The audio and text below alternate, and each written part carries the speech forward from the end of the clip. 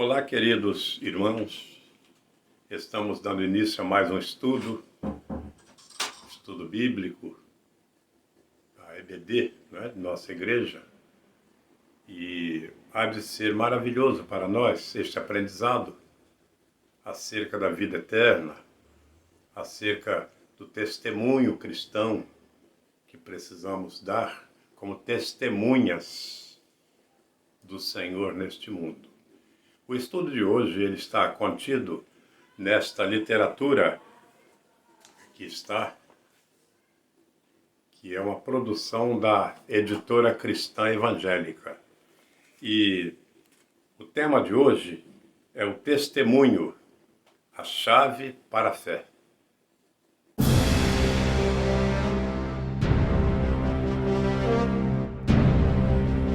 É o que estaremos cuidando nesta manhã. E o texto que nos servirá de base está na primeira epístola do apóstolo São João, capítulo 5, versículos 6 ao 12. Primeira de João, capítulo 5, versículo 6 ao versículo 12, que passo a ler. Este é aquele que veio por água e sangue, isto é, Jesus Cristo. Não só por água, mas por água e por sangue. E o Espírito Santo é o que testifica, porque o Espírito é a verdade. Porque três são os que testificam no céu: o Pai, a Palavra, ou seja, o Verbo, ou seja, o Filho, e o Espírito Santo. E estes três são um. Aqui o apóstolo está falando da triunidade de Deus. Triunidade. Ou seja, as três pessoas da Trindade numa só pessoa. E três são os que testificam na terra: o Espírito Santo, a água, pelo batismo, e o sangue, que foi derramado por Jesus na cruz do Calvário. E esses três concordam num, ou seja, eles são intercomplementares nesta obra da redenção. Se recebemos o testemunho dos homens, o testemunho de Deus é maior, porque o testemunho de Deus é este, que de seu Filho testificou. Quem crê no Filho de Deus, em si mesmo tem o testemunho. Quem em Deus não crê, mentiroso o faz, ou faz Deus mentiroso, porquanto não creu no testemunho que Deus de seu Filho deu. E o testemunho é este, que Deus nos deu a vida eterna, e esta vida está em seu Filho. Quem tem o Filho tem a vida. Quem não tem o Filho de Deus não tem a vida.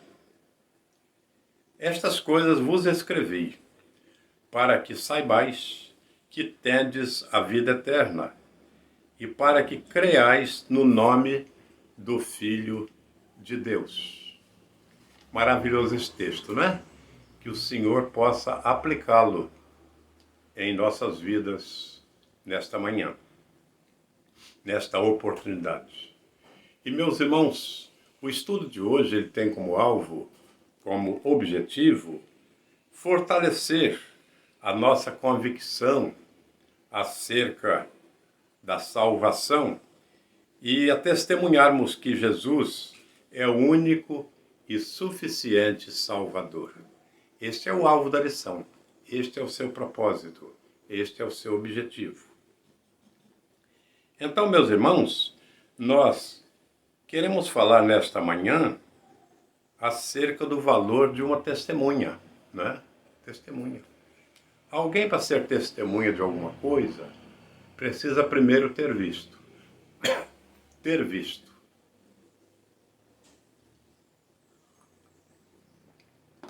E em segundo lugar, precisa conhecer quem disse. Ou seja, ouvir de quem viu. E esse, na verdade, foi o princípio adotado para os evangelhos ou para o Novo Testamento. O cânon bíblico do Novo Testamento só aceitava como palavra de Deus, como algo crível, alguém que tivesse andado com Jesus, ou que tivesse ouvido de alguém que andou com Jesus. Daí a maravilha dos evangelhos. Por exemplo, nós temos dois que não andaram com Jesus, né? Um foi Lucas e o outro foi Marcos. Eles não foram discípulos de Jesus. Não viram o que Jesus fez. Não ouviram o que Jesus disse. Mas ambos os dois estiveram com quem andou com Jesus. São Marcos, por exemplo, se estribou no testemunho de Pedro. Marcos era tipo um secretário, não é particular de Pedro. E coletou de Pedro o testemunho de tudo aquilo que Jesus fez e disse. Maravilhoso, não é? Lucas, por exemplo, ele, além de ter feito a mesma coisa, ele também vai ajudar o apóstolo Paulo mais tarde. Coisa maravilhosa, né? Porque Paulo não andou com Cristo.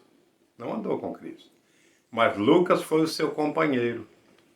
Lucas foi o seu, vamos dizer assim, o seu secretário, né? E pôde passar para Paulo aquilo que ouviu dos apóstolos. Coisa preciosa, né? Preciosa. E é maravilhoso, irmãos, porque em Atos 4:20, nós vamos ter o depoimento de Pedro e João, quando vão dizer no Sinédrio, né, para as autoridades, quando mandam que eles não falassem no nome do Nazareno. Então, Pedro e João vão responder: nós não podemos deixar de falar daquilo que temos visto e ouvido. Visto e ouvido. Quer dizer, é um testemunho fundamentado em duas partes maravilhosas, não é? Dos órgãos do sentido. Um que é a visão, não é? A visão, testemunho ocular, né? E o outro da audição, ouvir com clareza de alguém. Então, meus amados, como crentes do Senhor Jesus que somos, nós precisamos ter uma clara consciência sobre aquilo que cremos, a tal ponto que possamos repassar para alguém como uma verdade inegável, uma verdade irrefutável, né? Possamos, ao falar do Evangelho, falarmos como quem viu e ouviu. Quem viu e ouviu. Isto é preciso fé. O testemunho, não é? Como chave da fé. Quando você me passa algo com consciência e com convicção, se você é uma pessoa de boa fé, uma pessoa de boa fama, uma pessoa digna de crédito, eu não tenho dúvida. E é assim, meus irmãos, que o Evangelho tem avançado, tem chegado até nós. Porque alguém que fala, fala com firmeza, fala com convicção. Convicção. Por isso a importância do testemunho e de quem testemunha. E de quem testemunha. Precisamos cuidar disto, porque é algo muito precioso, muito precioso. Então, meus irmãos, a testemunha de Jesus, que somos você e eu, a testemunha de Jesus, não podemos deixar de falar do que temos visto e ouvido. Se eu vejo e ouço e não falo com alguém, eu estou pecando. É o pecado da omissão, né? Pecado da omissão. Então o apóstolo João, irmãos, ele nos mostra 4 evidências ou testemunhos de que Jesus é o Filho de Deus e que tem em seu domínio a vida eterna. A chave da vida eterna está nas suas mãos. Precioso isto, não é? Então, durante todo o capítulo, o apóstolo vai nos mostrar sobre Jesus, não é? Apresentando-o como fundamento da nossa confiança em Deus. Precioso isto, ele se prende a isto, né? Então, várias vezes o autor sagrado, ele vai se referir a Cristo como filho, o Filho de Deus. Como Filho de Deus, né? Há muitos que falam muito de Jesus, o Nazareno, né? Vamos orar em nome de Jesus, o Nazareno. Meus irmãos, devemos deixar esse Nazareno de lado. Devemos enfatizar a deidade de Jesus, a paternidade divina de Jesus. Precisamos fazer isto. Precisamos fazer isto. Enfatizar, né, a divindade de Jesus. Ele foi nazareno, nasceu em Nazaré, viveu em Nazaré, mas Nazaré está lá em Israel. Vamos enfatizar o Cristo vivo, aquele que está entre nós, que é o Filho e ao mesmo tempo o Deus conosco. Vamos cuidar disto, não é? Vamos cuidar disto. Ele quer mostrar aos seus leitores, João, né? Quer mostrar as evidências de Jesus, ou de que Jesus é o Filho de Deus. Inequivocamente, ele é o Filho de Deus e tem em seu controle a vida eterna. E tem em seu controle a vida eterna. João, ele está se esforçando para que esta verdade seja clara e plenamente aceitável pelos seus ouvintes. Precioso, né? Pelos seus ouvintes. Então, irmãos, o estudo de hoje, ele vai nos mostrar as várias maneiras usadas por Jesus para dar testemunho de si mesmo. Dar testemunho de si mesmo. Ora, se Jesus não fala de si, quem o faria?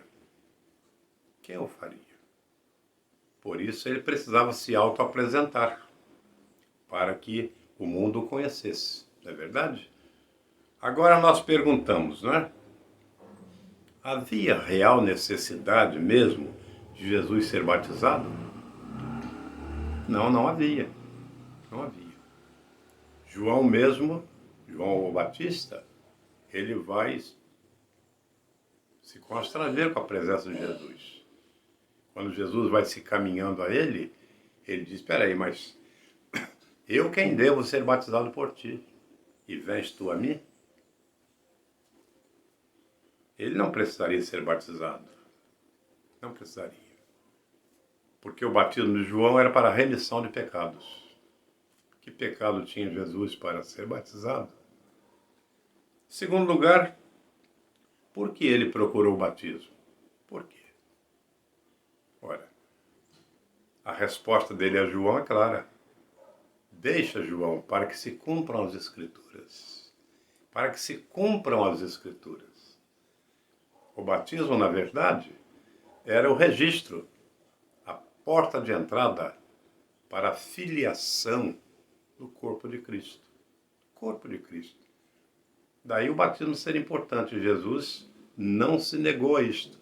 Deixa, João, para que se cumpram as Escrituras. Aí então diz o texto que João então o batizou. João o batizou. Mas em terceiro lugar, porque nós, através do nosso batismo, né, também damos testemunho da nossa fé em Jesus. É interessante. Jesus ele vai falar isso por todo mundo, pregar o evangelho a toda criatura, e aquele que crer e for batizado será salvo. Não é o batismo o ponto básico da salvação. Não, não. Tanto que quando ele repete, ele não fala no batismo. e quem não crê será condenado.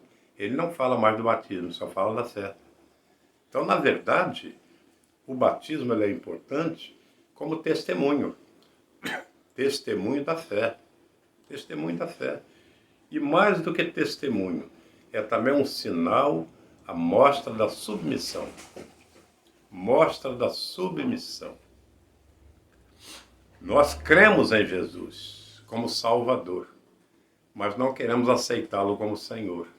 Então, o batismo é uma característica da submissão. Submissão. Significa que nós, além de crermos, nós somos também submissos ao direcionamento do Salvador. É muito precioso isto, não é? Muito precioso. Então, meus amados, o testemunho do batismo, aqui está se referindo à água, não é? Testemunho do batismo. Então, nos diz o texto que, no batismo de Jesus, o Pai ele testemunhou a seu respeito. Testemunhou a seu respeito.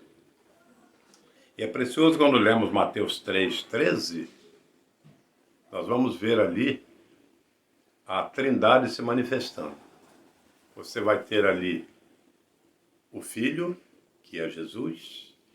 Você vai ter o Espírito Santo, que vem em forma de pomba. E você vai ter o Pai na voz, né?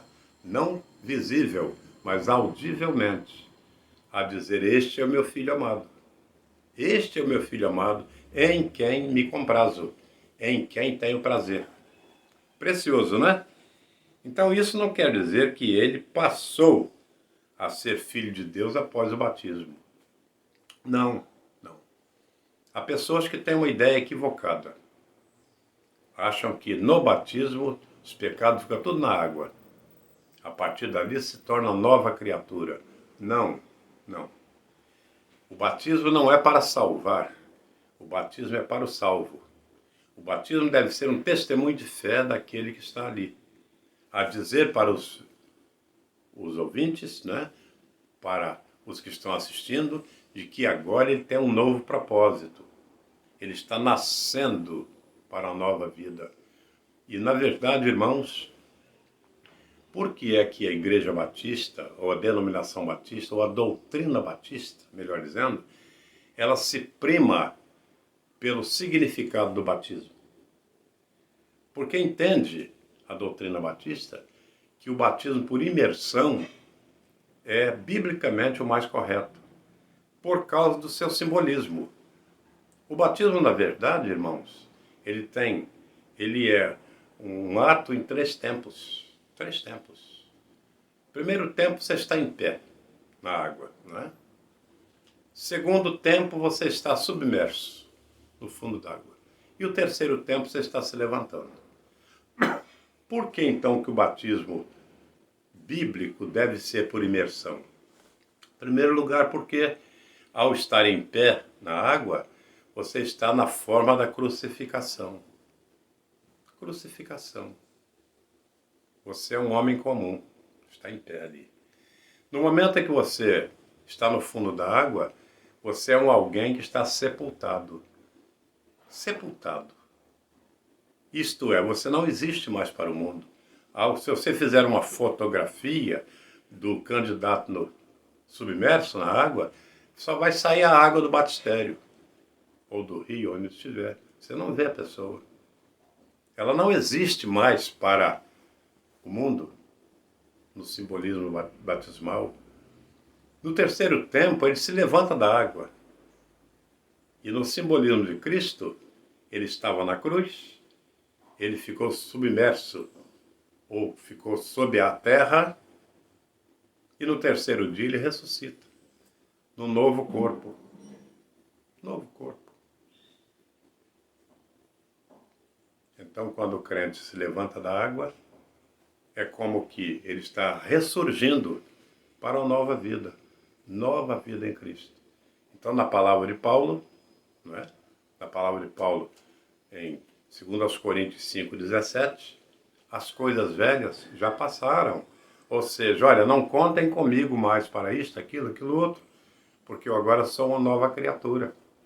Eu agora não sou mais aquele velho homem que praticava aquelas coisas do velho homem. Eu agora sou uma nova criatura e praticarei daqui por diante coisas novas. Coisas novas. Aí o apóstolo Paulo vai dizer o quê? Se alguém está em Cristo, nova criatura é. E depois ele vai dizer, se já ressuscitaste com Cristo, se já ressuscitastes com Cristo, buscai as coisas que são de cima. Então o crente pelo batismo, que se torna uma nova criatura na obediência, no propósito e na vida, ele precisa agora deixar as coisas do mundo e buscar as coisas que são de cima. Por isso, então, a importância do testemunho do batismo. Você é uma nova criatura. Nova criatura. Então, meus amados, mas por que, então? Por quê? Por que Jesus precisou testemunhar derramando seu sangue na cruz? Por quê? E por que nós não testemunhamos com o derramamento do nosso sangue? Por quê? Então, irmãos, primeiro o testemunho da crucificação é com sangue. Não. Ninguém deve derramar sangue por ninguém. Porque o Cordeiro derramava no Velho Testamento. O Cordeiro, não o pecador. A remissão do pecador estava baseada no sangue do Cordeiro, pelo sacrifício, pelo holocausto. Na nova aliança, o pecador também não derrama o seu sangue. Você não derramou o seu sangue, eu não derramo. Nunca ouvi falar que alguém tivesse derramado sangue pela sua salvação, pela remissão, por pagamento dos seus pecados. Eu nunca ouvi falar nisto. Mas alguém o fez por nós. Jesus derramou o seu sangue por nós. O Cordeiro de Deus derramou o seu sangue por nós. E isto é muito precioso, meus amados irmãos, porque somente o sangue de Jesus pode nos purificar de todo pecado. Somente Ele. E é interessante porque, por ocasião da ceia, Jesus toma o cálice e diz para os seus discípulos, bebei dele todos, porque este é o sangue do Novo Testamento. Sangue do Novo Testamento que é derramado para a remissão dos pecados de muitos. De muitos. Então Jesus ele tinha consciência de que derramaria o seu sangue por remissão, ou para remissão, ou para pagamento dos pecados de muitos. Por que não de todos? Porque não são todos que aceitarão o pagamento do sangue de Jesus. Muitos serão alvejados por aquele sangue, serão beneficiados por aquele sangue. Muitos, mas não todos. Mas não todos. E é interessante que, quando nós lemos em Levítico, no Velho Testamento, capítulo 17, verso 11, a palavra de Deus vai nos dizer que sem derramamento de sangue não há remissão de pecados. Então, amados, quando Moisés escreve isto, sem derramamento de sangue não há remissão de pecados, ele se refere à questão já dos holocaustos. Dos holocaustos. Dos holocaustos. E esta palavra de Moisés, ela é profética. Profética. Porque vai nos apontar que se Jesus não fosse para a cruz, seria em vão o plano de Deus. Seria frustrado o plano de Deus. Porque alguém teria que morrer na cruz. Entretanto, diz a palavra de Deus, que Deus olha do céu à terra, não vê um justo sequer. Um justo sequer. Todos haviam se corrompido, espiritualmente falando. Então ele precisou mandar o seu filho. O seu filho. E de que maneira ele poderia remir os perdidos, os pecadores? De que maneira? De que maneira? Não haveria outro. Não haveria outra maneira, a não ser dando a sua vida na cruz do Calvário e vertendo o seu precioso sangue. Então é maravilhoso quando nós vemos isto, né? Maravilhoso. Sabermos que, conquanto tenha sido dolorosa a crucificação, mas não podia ser diferente. Não podia ser diferente. E o maravilhoso é que o próprio Cristo sabia disso. Ali no Getsêmani, ele vai orar 3 vezes, pedindo que o Pai não deixasse ele ir para a cruz. Mas depois ele cai em si, não é? Depois ele cai em si. Espera, mas não foi para isto que eu vim? Aliás, isto ele vai dizer para Pedro. Para Pedro. Naquele momento em que Pedro corta a orelha de Malco, o soldado romano, Jesus vai colocar a orelha no lugar e vai dizer: Pedro, não foi para isso que eu vim? Para ser preso, sofrer, padecer e por fim morrer? Não foi para isso que eu vim? Deixa comigo. E se entregou e foi para a cruz. Então, amados irmãos, é precioso que o preço que Jesus pagou foi um preço consciente. Ele sabia que precisava pagar aquele preço. Ele sabia. Ele sabia disto. E é por isso que ele não refuta. Não. Ele vai. Então, meus irmãos, Jesus efetivamente ele foi crucificado. Foi. Submeteu-se voluntariamente à morte para nos salvar. Porque o seu propósito era este. Não é? Ele declara em São Lucas capítulo 10, capítulo 19, verso 10, ele vai dizer exatamente isto, que o Filho do Homem veio buscar e salvar o que se havia perdido. E ele sabia perfeitamente que o preço por esta salvação, o preço por este resgate dos extraviados, seria o seu próprio sangue. E ele sabia disto. E é por isso que ele assumiu a morte de cruz. Então, meus amados, este é o testemunho a ser dado. Nós precisamos falar isto, que Cristo ele morreu pelos nossos pecados, uma vez por todas. Morreu por nós. E o seu sacrifício, ele é suficiente, todo suficiente, para nos salvar, mesmo nós, como pecadores que somos. Pecadores que não merecemos o favor de Deus. Porque a salvação é um favor, é uma dádiva, é uma graça imerecida. Nós, é como disse Dimas na cruz, nós estamos aqui porque os nossos feitos, os nossos pecados bem merecem. Esta é a consciência. E este foi o quebrantamento do coração de Jesus ao ouvir estas palavras. Então Jesus diz: Dimas, você estará comigo no paraíso. Porque este é o quebrantamento necessário a todo aquele que declara conscientemente a sua culpa. Então, meus amados, é como disse o mesmo João, né? Se nós confessarmos os nossos pecados, ele é fiel e justo para nos perdoar de todo pecado e nos purificar de toda injustiça. Precioso, né? Maravilhoso isto. Seu precioso sangue. E, meus irmãos, tenhamos em mente que a salvação foi pela graça e de graça. Pela graça de Deus e de graça para nós. Nós não temos condição de pagar pela nossa salvação. Não temos.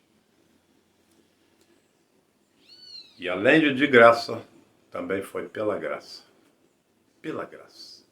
Como diz o apóstolo Paulo na segunda epístola aos Efésios, capítulo 8.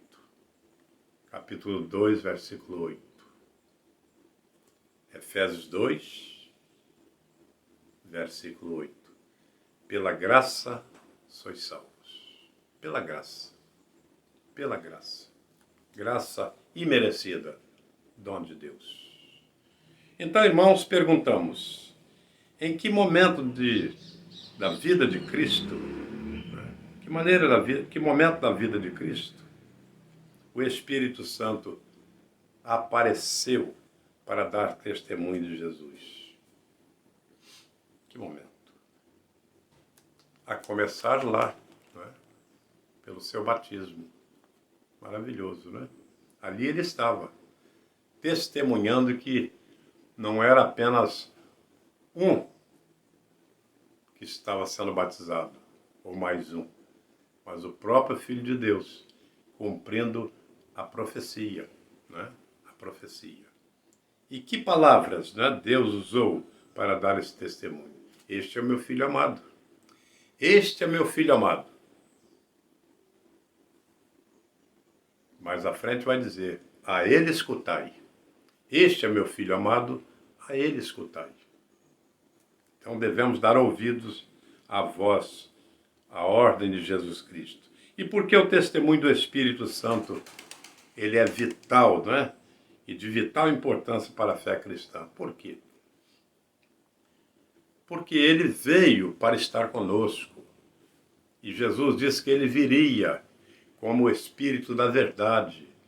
E ele viria para, em primeiro lugar, convencer o homem ou o mundo do pecado, da justiça e do juízo. E, uma vez convencido o homem do pecado, da justiça e do juízo, e aceitando a Jesus como Salvador, este Espírito Santo passa a habitar nele e passa a direcionar a sua vida. Daí a importância, né, do testemunho da vida cristã, quando o Espírito Santo sendo a nossa principal testemunha. Precioso isto, né? Então, como o Espírito age em nós para testemunho da nossa fé? Como ele age? Como ele age? De diversas maneiras, não é? Mas o Espírito ele vai agir em nós colocando na nossa boca as palavras.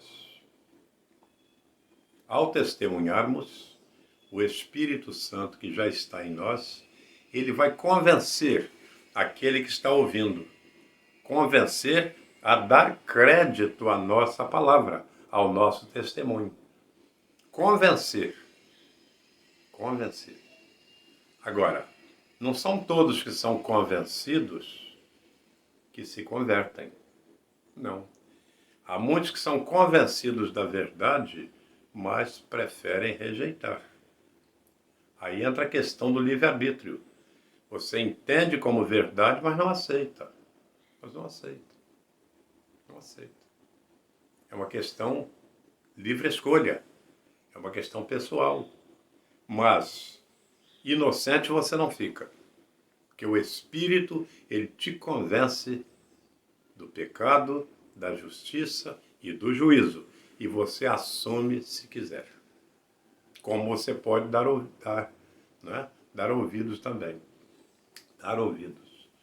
Como disse Jesus em Apocalipse 3. Estou à porta e bato. Através do Espírito, é claro. Se alguém ouvir a minha voz e abrir a porta, eu entrarei. Eu entrarei. Mesmo ouvindo a minha voz, mesmo acreditando na minha palavra, mas se não abrir a porta, eu não entro e você fica sem mim. Esta é a realidade, né? Mas, meus amigos, meus irmãos, o testemunho do Espírito é algo precioso, né? Testemunho do Espírito é algo muito precioso. E nós precisamos atentar para isto, né? Atentar para isto. Porque se nós não atentarmos para a voz do Espírito, fica difícil e impossível. É como diz a palavra de Deus, né? Se hoje ouvirdes a sua voz, falando sobre o Espírito Santo, não endureçai o vosso coração. Se hoje ouvirdes a sua voz, não endureçai o vosso coração. Meus irmãos queridos, o testemunho do Espírito é algo precioso, né? Algo maravilhoso. Precisamos atentar para isto. Atentar para isto, né? Então, por que então devemos atentar para testemunho do Espírito? Por que a cruz nos dá segurança, ao mesmo tempo que testemunha de Jesus? Por quê? Ela nos dá segurança, porque é ali que Jesus garantiu a nossa salvação, dando a sua vida por nós. É ali. Se Jesus não morre, não paga o preço por nós, nós não teríamos nem a salvação, muito menos a segurança sobre ela. Não teríamos. Mas o preço foi pago. O preço foi pago. Como diz aquela expressão grega, né? Tetelestai. Tetelestai. Está pago. Está pago. Está pago. Está pago. Nada mais devemos a não ser a obediência. A obediência. Porque os nossos pecados foram pagos. E os pecados diários ou cotidianos que praticamos após a nossa conversão, esses pecados devem ser pagos diariamente, através da nossa confissão e através do perdão. Por isso Jesus diz: entra no teu quarto, fala com o Pai e Ele te ouvirá. E Ele te ouvirá. Então a nossa oração lá, porta fechada, deve ser de gratidão, deve ser de intercessão, mas também deve ser de confissão. Não deixarmos o pecado para o outro dia. Jesus diz: não deixe-se pôr o sol sobre a tua ira. Não se ponha o sol sobre a tua ira. Ou seja, que não finde o dia sem que você confesse e conserte-se com Deus, para que aquele pecado não seja acumulado para o outro dia. Precioso, né, meus amados? Precioso. Então, por que a segurança da salvação é baseada no testemunho do Espírito? Porque, segundo São Paulo, o Espírito Santo em nós é a nossa garantia, é o nosso penhor. É o nosso penhor. Se você não tem o Espírito de Deus, também você não tem o Deus. Você não tem o Jesus, você não tem a salvação. Porque, segundo a palavra de Paulo, quando você aceita Jesus como Salvador, o Espírito Santo passa a habitar em você. E ele passa a ser o penhor da tua salvação. Penhor da tua salvação. Precioso isto, né?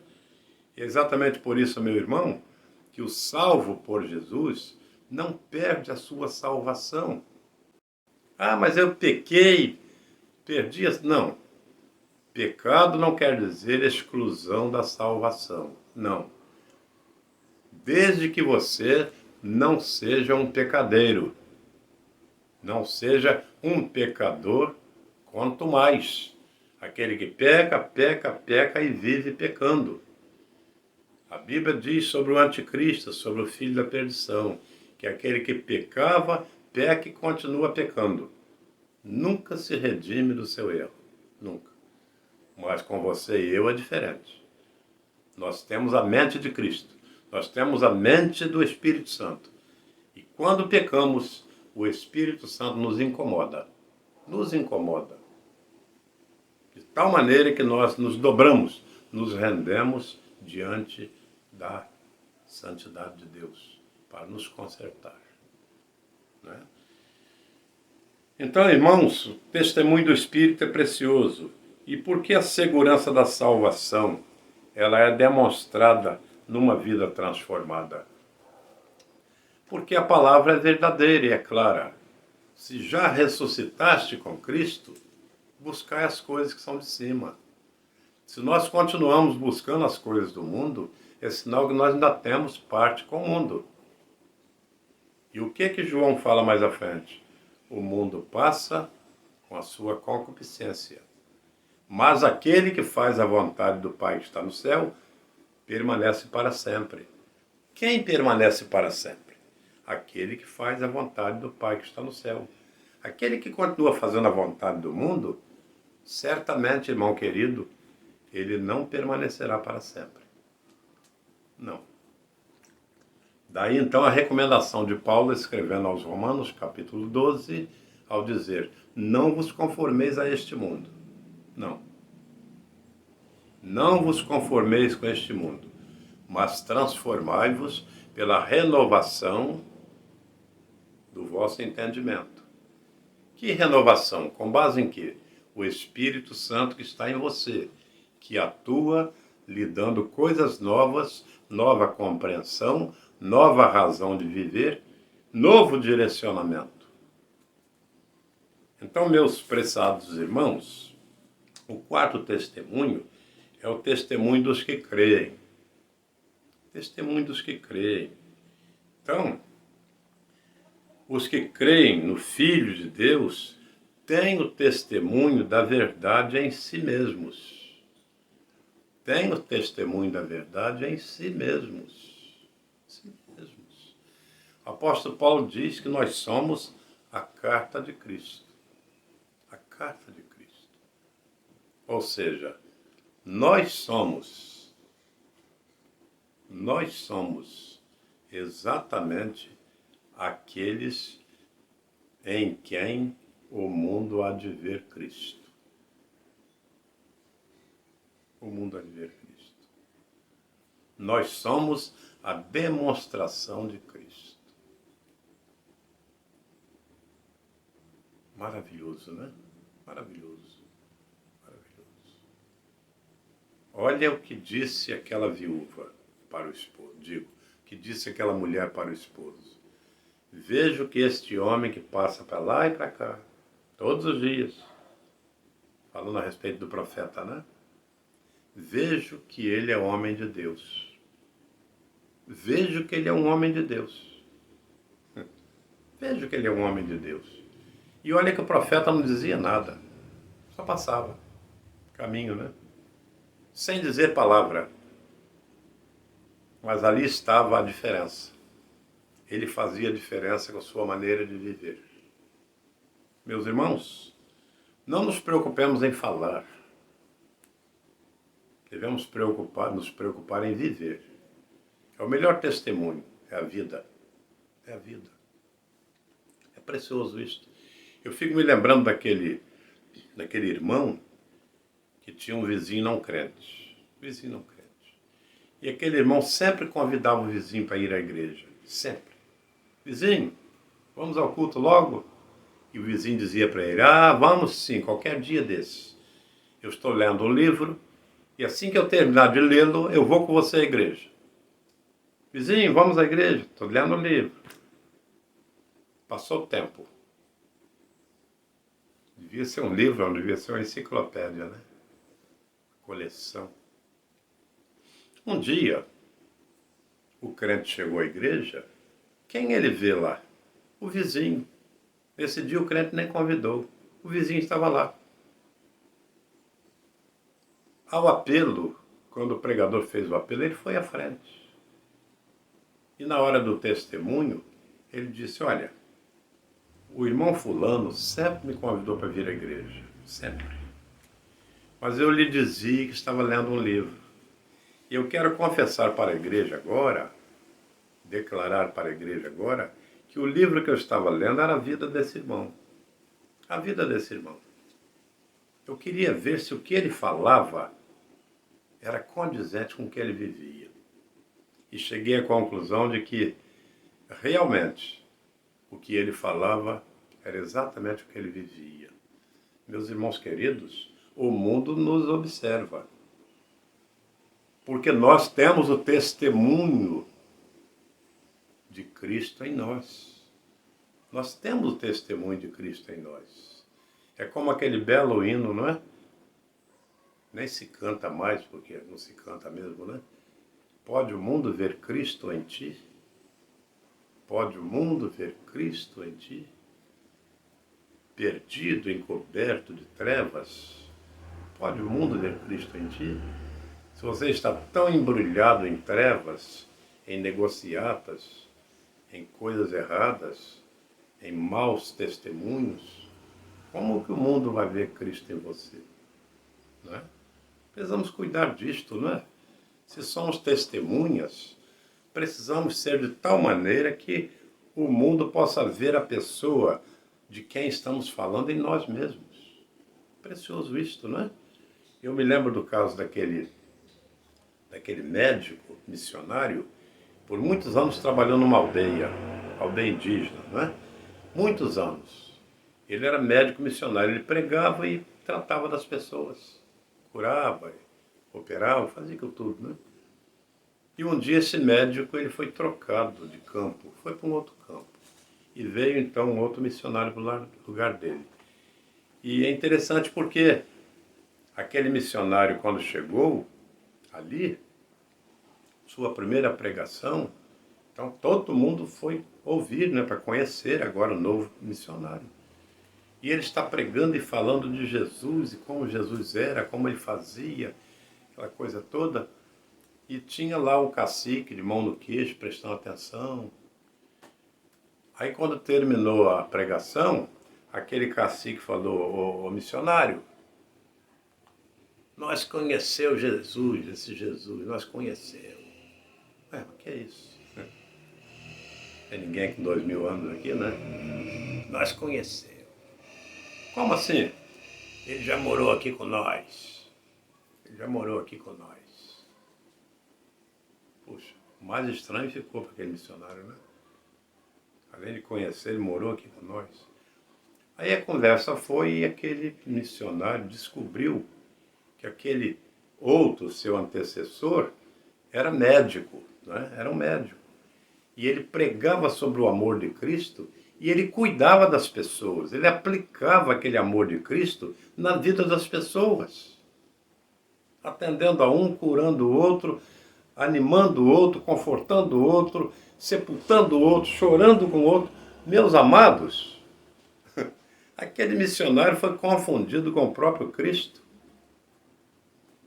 Agora, será que eu estou testemunhando tão bem de Cristo na minha vizinhança, de tal maneira que a pessoa possa olhar e dizer: puxa, esse aí parece com Cristo mesmo. Olha, esse parece mesmo. Então, meus amados, o testemunho daquele que crê, não é? Daquele que crê, não é? Então é precioso porque o apóstolo Paulo vai falar em Efésios 2:1, né? Que ele, Jesus, nos vivificou, estando nós mortos em nossas ofensas e pecados. Nos vivificou. Estávamos mortos, nos deu vida. E essa é a proposta de Jesus, não é? João 10:10. Vim para que tenham vida, e vida em abundância. Isso é precioso, não é? Temos esse testemunho de vida em nós mesmos. Isso é maravilhoso. Então, se alguém está em Cristo, nova criatura é, afirma Paulo. As coisas velhas já passaram, eis que tudo se fez novo. Meu irmão querido, as marcas de Cristo precisam estar em nós. Há uma música aí que as pessoas cantam com muito entusiasmo. Eu tenho as marcas de Cristo em mim. Meu amado, mas que responsabilidade. Que responsabilidade. Eu mesmo não ousaria cantar esta música com tanta convicção. Porque nem sempre eu estou vivendo as marcas de Cristo. Nem sempre. Por mais que eu me esforce, tem alguma marca de Cristo que está apagada. E eu preciso, né? Como aqueles arqueólogos, para descobrir os sítios, né? Eles começam a passar aquele pincelzinho e soprar a poeira. Epa, achei aqui isso, aquilo, aquilo outro. Às vezes nós estamos com a vida empoeirada. Precisamos passar o pincelzinho do Espírito Santo para limpar as marcas de Cristo, que talvez estejam um pouco apagadas em nós. Precisamos cuidar disto, não é? As coisas velhas já passaram, eis que tudo se fez novo. Meu irmão querido, é triste observarmos que, às vezes, as marcas novas em muitos crentes estão como que meio apagadas, e as marcas do velho homem parecem que estão ali afloradas. Isto não é querer buscar santificação desmedida ou fanatismo absurdo, não. Isso é questão de zelo, cristãos zelosos. Porque é como diz o hino que eu já acabei de falar, se o farol está embaçado, não pode projetar uma luz clara. Às vezes o farol que sou eu, não é, está com o vidro meio embaçado e eu preciso passar um paninho, não é? Limpar esse farol para que a luz possa se irradiar, clarear o caminho daqueles que estão em trevas. O quinto e último ponto desta lição, deste estudo, nos fala sobre os 4 testemunhos combinados.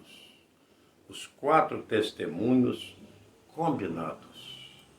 Então, todos os testemunhos apresentados, né, quais sejam, vamos recapitular, quais são eles?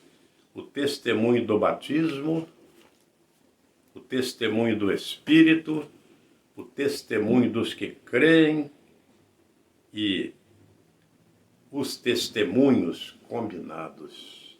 Então, todos os testemunhos que nós comentamos nesta manhã, eles têm o mesmo propósito, qual seja mostrar que Jesus é o Filho de Deus. E quem nele crê tem a vida eterna. E quem nele crê tem a vida eterna. Então o testemunho, meus irmãos, é unânime.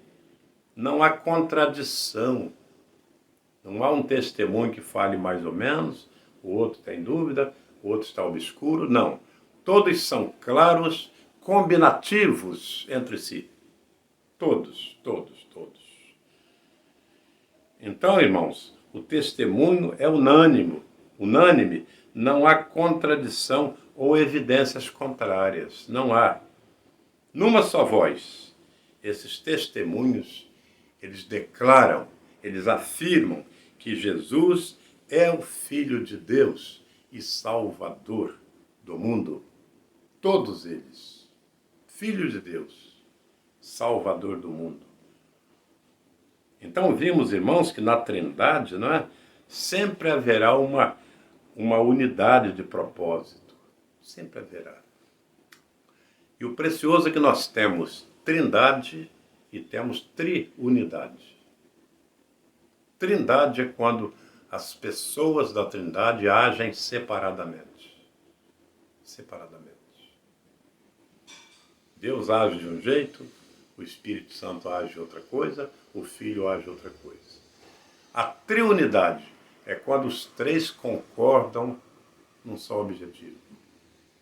Ou se apresentam, ou atuam num só momento. E nós temos alguns momentos preciosos. Por exemplo, vamos ter a criação do mundo, na feitura do homem. Quando você tem no plural, Deus falando no plural. Façamos o homem a nossa imagem, conforme a nossa semelhança. Depois, nós vamos ter cá no batismo de Jesus, que já lemos, né? Já vimos. Então, o Filho está ali para cumprir a obra redentora. O Filho está ali. O Espírito Santo vem em forma de pomba e paira sobre a cabeça de Jesus, como numa aprovação presente, corpórea, e a voz vem do alto. Este é o meu Filho amado, em quem tenho prazer. Por que em quem tenho prazer? Porque ele foi obediente e veio cumprir o plano do Pai. Então, meus amados, a triunidade é preciosa, porque são os três combinando, concordando para uma só coisa. Algo precioso, né? Precioso. Então, semelhantemente, irmãos, os crentes são chamados a buscar uma unidade espiritual. Não uma triunidade, lógico. mas é uma unidade espiritual. Todos sejam comuns. Como era da igreja primitiva, né, lá no capítulo 2 de Atos, quando diz que eles tinham tudo em comum. Tudo em comum. Porque eles queriam que aquela comunhão pudesse produzir a salvação. E, na verdade, produzia. Porque vai dizer o texto que todos os dias o Senhor acrescentava aqueles que iam sendo salvos. Então, aquela comunhão, aquela unidade, ela prosperou. E toda vez que a igreja, que os irmãos se unem num objetivo, ela prospera. Ela prospera. Prospera. A igreja vai sair para a evangelização. Olha só. Vamos ter conversão, porque a igreja concordou. E é precioso esta unidade espiritual, que o próprio Jesus ele vai declarar o seguinte: quando estiverem 2 ou 3 reunidos no meu nome, aí estarei. De outra feita, ele diz: quando 2 concordarem sobre isto ou aquilo, isto será feito. Meus irmãos, a concordância no trabalho de Deus produz um efeito inesperado. Inesperado. Precisamos unir as forças, os propósitos, concordarmos nas ações. Aí ninguém segura. A Igreja de Cristo ela vai explodir. Explodir. Porque o Senhor ele quer agir. Mas se não houver concordância, é o que diz o profeta Amós. O profeta Amós diz que se 2 não concordarem, é impossível andarem juntos. Ou seja, não andando juntos, nada acontece. Nada acontece. Nada acontece. Então, meus amados, nós temos, chegando ao nosso final, né? Nós temos a dizer o seguinte, que o escritor, João, portanto, leva esta sessão a um final impressionante, né? Esse texto que nós lemos, impressionante. Resumindo o testemunho, dando-lhe características, ou caracteristicamente, né? Um aspecto positivo e outro negativo. Isto para não pairar nenhuma dúvida. Ele vai falar de um aspecto positivo e um outro negativo. Ele vai dizer, vida eterna é dom de Deus ao homem, e esta vida eterna está intimamente associada ao Filho. Intimamente. Estando realmente no seu Filho, nele. Estando realmente no seu Filho. Então a vida eterna está intimamente ligada e na dependência do Filho. Do Filho. E por consequência, então, João quer deixar claro para nós que ter o Filho de Deus, quer dizer inevitavelmente ter a vida.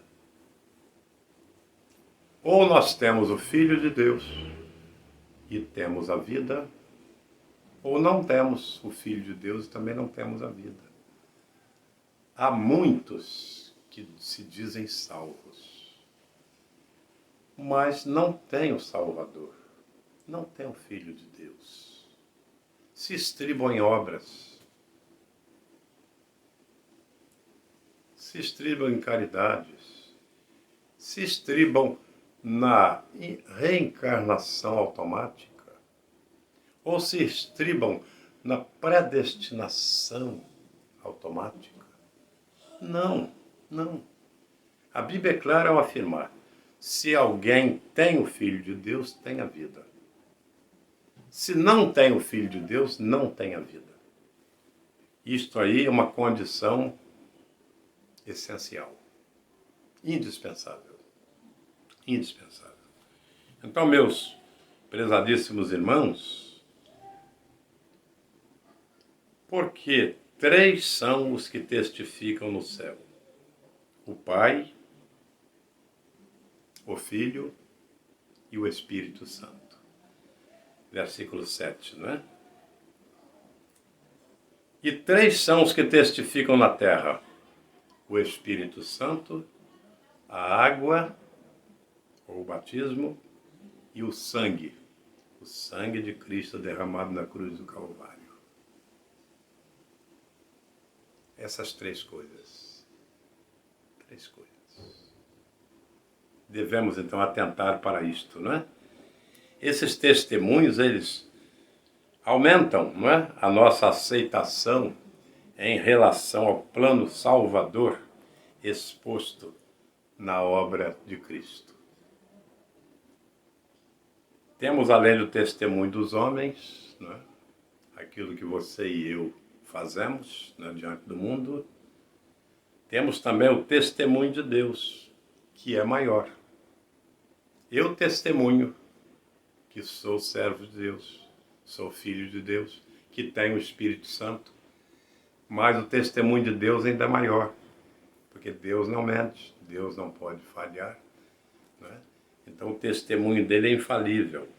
Então o testemunho de Deus é perfeito, perfeito e merece toda a aceitação, toda a aceitação. Meus amados, o Espírito Santo, ele não pode mentir. João 16:13 declara que o Espírito Santo não mente.